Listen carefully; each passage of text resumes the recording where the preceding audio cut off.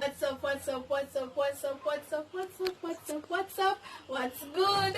Welcome back to my channel. It's your girl Ali, and of course you know that I am back with another banger video. Just kidding. So if we should think about it, we have seen where this new coronavirus has taken a toll on absolutely every single thing. People are in quarantine, persons are in isolation. We have to adhere to this new 6-6 curfew. And if we should think about it, frankly, outside just not key. So what will happen today is that my friends and I will be discussing COVID-19 and its impacts on the public debt, poverty, income distribution, and wage differential. Hello everybody, my name is Alisa Smith and I will be presenting on how COVID-19 impacts income inequality. So, if we should think about it, a simple definition that can be put forward for income inequality is basically how income is dispersed among the economic agents in a society. If we look at it, is it that the poorest 70% of the population only gets 20% of the income, or is it that the richest 20% of the population gets 70% of the income? What we have seen is that COVID has restructured the economy in such a way that not all industries are in operation.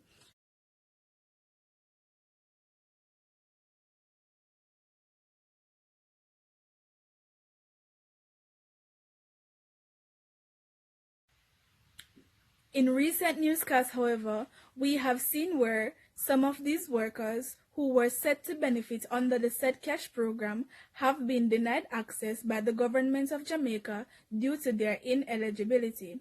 This is because the government has communicated that they do not have a payroll with their names where the filing of taxes is concerned. Workers have been complaining that it appears as if these taxes would have been taken by the employer and not been paid over to government. Another source of income that would be dependent upon by these low-income earners is remittances. But with the World Bank projecting that remittances in Latin America and the Caribbean expecting to fall at 19.3%, it puts low-income earners in even a stickier position.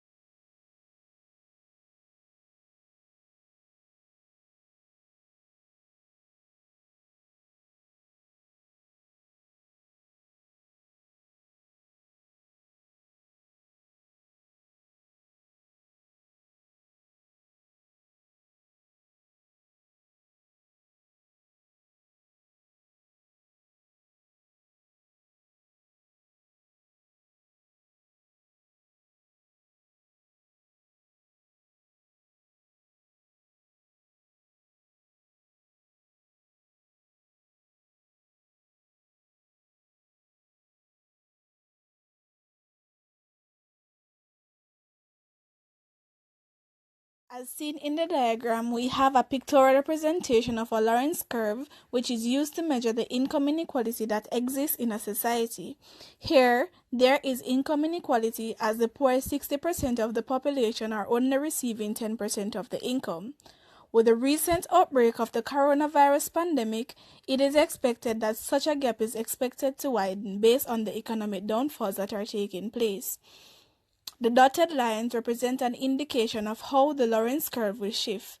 This shift will see where the gap has been widened to include the poorest 80% of the population getting only 20% of the income. This is as a result of a lack of salary and a fall in remittances. I'm Luan Morgan, and I will be looking at COVID-19 and wage differentials. Wage differentials refers to the difference in wages within an industry or the difference in wages across industries. For the purpose of this discussion, I will be looking at two wage differential factors that I believe will be most affected by the current global level 4 health alert, the coronavirus. These two factors are the factors of experience and gender. But before I dive into my discussion about wage differentials and how they will be affected, I will have to be looking at how COVID-19 will affect jobs in the country. Now, COVID-19 has caused job losses all across the island in many industries since its debut on March 10 of this year. This is as a consequence of the Prime Minister's stay-at-home strategies to safeguard the country's citizens from the coronavirus, which sees many persons not demanding more than just the food and medication that they actually need. Now, this would result in some businesses making losses, such as the clothing manufacturing or selling industries, because persons would not be coming out to buy their products, and therefore they will not have enough profits to pay as many workers as they usually do. Just to name a few industries that will be affected with job losses, there is the airline and tourism industries that will be affected by the travel ban that was imposed from March 21st to May 31st, and the entertainment industry, the retail industry, and educational services that will be affected by the regulation that no more than 10 people should gather in public spaces. One particular industry that may come out of this pandemic period unscathed is the agriculture industry, because as we know, we all need food to survive. Now, for a more professional opinion on the effects of the coronavirus on job losses, we can look at the International Labour Organization's statement. In its latest bulletin, the ILO states that, and I quote, "The economic fallout from the coronavirus could cause job losses in the tens of millions." Now, where experience is concerned, older, more seasoned employees would receive higher wages than newer employees, and this is as a result of the fact that they have been in the industry for a longer time, so they would have gone through promotions and even raises because of varying factors. In addition, with time comes the development of specialization and a experience-based professional prudence when it comes on to the job. Many businesses and companies in Jamaica now have to be laying off as many workers as possible. And when this period is over, in an estimated 2 years, it is likely that the business will only want to rehire the most experienced employees, because post-coronavirus will be a period of rebuilding, and it will be desired recovery is speedy. This will leave the lesser experienced employees without a job or having to settle for a lower waged option. Gender causes differences in wages by a combination of discrimination and the number of hours that one can work. The Inter-American Development Bank, in a study, revealed that in the Caribbean, men earn 17% more than women, and women occupying high-end jobs were only 33%. The perception that women are only meant to be mothers and housewives are still pervasive in our culture today. In the United States, women occupy lower-paying jobs and jobs that have to do with social or service components. The same can be said of Jamaica, noting that the International Labour Organization says that a large number of persons in the Caribbean are domestic workers, and most of them are women. They go on to say that they are among the most underwaged in the labor market. Both the Bureau of Labor Statistics and Harvard Economics state that the wage gap is really caused by the difference in working hours between men and women. It is said that men earn more because they work longer hours. It can be assumed, however, that the stigma that women are meant to be domestic workers is very present, and so women have more demands in terms of house maintenance and raising children, along with having to carry a job. The men, however, are less involved, as per cultural stigma, in those particular affairs, and can therefore work longer hours. In any case, The coronavirus does not discriminate against gender, as in one way or another, both genders are affected. Men are more likely to get the virus because they are said to lead more unhealthy lives. But since women make up the lower wage section of the labor market and work mostly in the service industry, which is being dramatically affected, they will feel the brunt of this virus. To conclude, many persons have lost their jobs and will yet be needed for their experience to help to rebuild businesses after the pandemic. This is in addition to the fact that farmers and medical personnel will be in high demand. The following graphs will explain the effects on wages in the medical and agricultural fields, as well as the economy's other industries, such as the clothing manufacturing industry. As you can see in the first graph, many individuals may want to enter the agricultural sector due to the ban on exports on other countries. The ban on exports on other countries is as a result of countries trying to reserve their resources for their citizens. This would mean that supply would increase, supply of workers will increase, shown as a shift in the curve to the right. The demand is relatively elastic as individuals may opt for ready-made food instead of farmed goods, and the demand remains unchanged. With the decrease in demand for this kind of labor, wages will decrease as well. In reference to the second graph, within the medical field, supply of medical personnel will remain unchanged even though the quantity supplied may increase because of the graduating class of 2020. Both the supply and the demand of medical personnel are relatively inelastic. This is because in such a time as this, medical personnel are needed and therefore there is not much room for a change here. With regard to supply, however, entering the medical field requires many years of training and not many people are willing or able to afford this.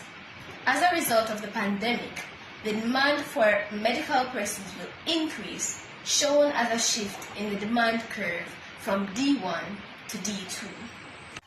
For the final graph, a large number of persons from the manufacturing industry, like factory workers, have lost their jobs. As depicted in the graph, both the demand for and the supply of these workers are relatively inelastic. The supply of workers has not changed, but the demand for such workers have decreased. What this means for wages in this industry is that it will decrease from wage 1 to wage 2, especially since some of these businesses, such as clothing manufacturers, have not been making much profit in these times.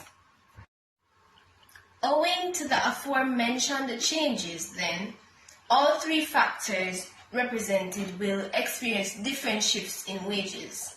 The supply of farmers will increase, driving the wage rate down. The demand for medical practitioners will increase, driving the wage rate up.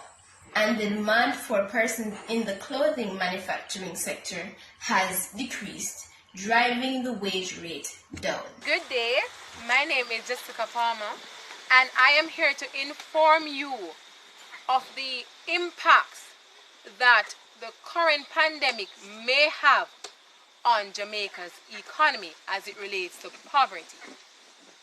Poverty may be defined as a condition in which a person or community lacks resources necessary for a proper standard of living. Poverty can be measured using the poverty line or basic needs. The basic need measure tells the minimum resources needed for a long-term physical well-being, whereas the poverty line shows the minimum income necessary for a proper standard of living. It is said that the current pandemic will result in severe economic decline, with the high level of unemployment and business closure. Bernal 2020 says that the Caribbean islands, the Caribbean nations that are more susceptible to external shocks can expect a rise in poverty and inequality in the long run. The Jamaica's economy is considered to be weak. According to the Gleaner, in the year 2017, the overall poverty rate has increased by 2.2 in the year 2017 compared to 17.1% in the year 2016. Jamaicans living below the poverty line are at great disadvantage and will feel it more. Jamaica itself is very dependent on import, especially food, gasoline, and clothing. These basic items can therefore be very expensive, especially during this time with the current pandemic. High food prices are a primary cause of poverty and leave very little disposable income. This may in turn affect the country's aggregate demand. This can in turn affect aggregate demand, thus affecting the country's gross domestic product. Guidance as it relates to the current pandemic is of limited use to people without the adequate safety resources.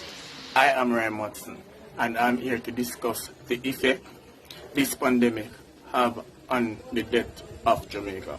From the Hutchinson Unabridged Encyclopedia with Atlas and Weather Guide 2018, debt is something that is owed by a person, organization, country, usually money, goods, or services. There are two types of debts: national debts and international debts.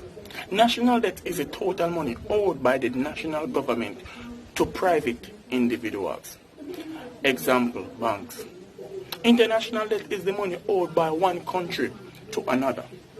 When you speak about debt in an economy, you also take the GDP of that country into consideration.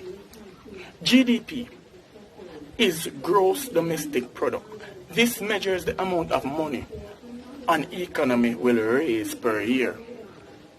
How do you think this pandemic will affect the debt of Jamaica? Jamaica is a country with a weak economy, and Jamaica has always been in debt. I strongly believe that after this pandemic, Jamaica will be in more debt. This pandemic has stopped all other plans for the government of Jamaica, allowing the government of Jamaica to shift their focus, to put measures in place, to find ways and means to reach out to persons, giving care packages, masks, and sanitizers, bed for patients, and more facility for persons who in need, buses for persons in the medical field, increase medical tools, and cut taxes from 0.6 to 0.5, grants and cash transfers targeted at the most vulnerable segment of society, etc. Doing all of this will help to reduce the spreading of this virus. Yes, hence the government of Jamaica will have to use their economic reserve fund, and borrow money from the bank to try to keep this economy stable. If this virus should continue, this will cause all our economic resources to finish. The government of Jamaica will have to turn to the IMF. This will allow us to be in more debt. This is why I said earlier that this pandemic will affect the debt of Jamaica negatively. Since 2019-2020, our GDP is 15.80 billion USD, and our debt is 14,040 billion, with a debt to GDP ratio at 80.4%. If the debt should increase due to this pandemic, which is likely to happen based on the factors above, this will leave the economy to suffer by bringing the debt to GDP ratio over 100%. Assuming that after this pandemic, Jamaica debt increases to approximately 60 million debt, how long it will take the economy to put back their debt to GDP ratio at 80.4%? And what will be the debt to GDP ratio in 2021? A graph will be presented down below to show the data or the relationship between the debt and the pandemic for 2021. Thank you.